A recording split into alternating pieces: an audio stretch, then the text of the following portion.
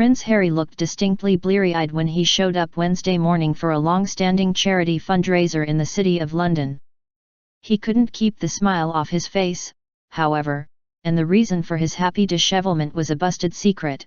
He had only landed in the UK at 6:25 that morning, back home from a 2-week-long official royal tour of the Caribbean. The twist? He had just made a 1,700-mile detour to visit his girlfriend, American actress Meghan Markle, in Toronto. As dramatic romantic gestures go, this was a biggie, especially when you consider the political cost to Harry. He had been scheduled to fly directly to London from Barbados but instead stopped off in Toronto. And while the itinerary may seem to make a certain amount of geographical, carbon footprint limiting sense, it has been attracting mountains of criticism in the British press. The newspapers are fuming, outwardly alleging that Harry has seen fit to play fast and loose with rules established in the wake of Prince Andrew's various taxpayer-funded outrages, which explicitly prohibits royals from mixing business and pleasure trips. The protocol is pretty strict. It was drawn up in 2004, after Andrew was lambasted for combining official business with golfing breaks.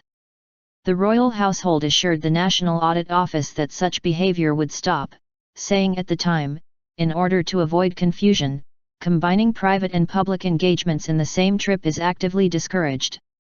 But drill down a little, and it turns out what has really annoyed the press pack is that Harry and his team actively lied to reporters when asked direct questions about whether Harry was going to Canada on his way home. Richard Palmer, an experienced royal reporter at the Daily Express, wrote that a few moments before the prince and his party left Ogle Airport in Georgetown, Guyana, on a charter plane bound for Barbados on Sunday afternoon to join a scheduled British Airways service to Gatwick, a Daily Express reporter asked one aide, "Can I just check, is Prince Harry flying on BA to London from Barbados tonight?" The aide replied, "Yes." The naked deception marks a new low in the contemptuous manner Kensington Palace sees fit to treat the British press. Harry and his youthful press team are playing a dangerous game in telling outright lies to the press. Not only does such behavior eliminate all trust, it is immensely alienating to reporters whose jobs and mortgages depend on getting accurate information to their readers.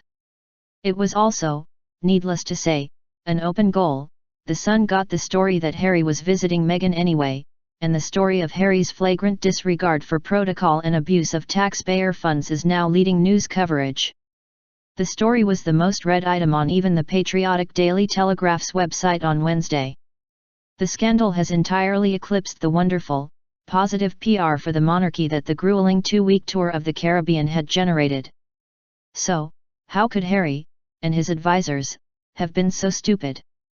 Part of the answer lies in the unattractive arrogance that is becoming a defining characteristic of the young royals. Another part lies in the inexperience of Harry's underpaid press team and their well-documented inability to say no to their masters. But, even given these mitigating circumstances, there is only really one explanation that makes sense: this was a make-or-break visit. And judging by Harry's cat that got the cream grin this morning, it went well. Markle and Prince Harry met in May at an event for the Invictus Games in Toronto and have been a couple since June. Last month Harry issued an open letter criticizing the press for the racist undertones of their coverage of Markle, who is mixed race, and, bizarrely, attacking social media trolls for being mean about her. The statement was, predictably, completely ineffective as to its stated aims, but, because it confirmed the relationship, it did whip up massive global interest in Markle. She was then photographed walking into Kensington Palace, after a shopping trip to a branch of Whole Foods located in the same building as Britain's Daily Mail newspaper. It's all very odd, and there are only really 3 explanations. 1. The press team at Kensington Palace have lost their minds. 2. Harry is on the point of proposing to Meghan, or, even more intriguingly, 3. He already has. In the case of 2, or 3, the stop in Toronto suddenly makes sense. Harry may have judged the long game was worth the short-term criticism and negative headlines. It's hard to know, as even Harry's close friends have not been let in on the details of the relationship, and any who have been aren't speaking. As the gender of Kate Middleton's babies and the later reported twists in Harry's romances have shown, the royal family have rediscovered the art of keeping secrets. The circle of trust in this affair is tiny. It is believed that only William and Kate, both of whom have met Markle, are fully informed of where the relationship is at. But if Harry and Markle are taking their relationship to the next level, their hand is likely to be forced into announcing an engagement sooner rather than later. And all the signs are there. Meghan has been spotted wearing a personalized gold necklace that appears to be subtly decorated with the letters M and H. The actress has posted a photo showing her dog Guy dressed in a Union Jack printed coat.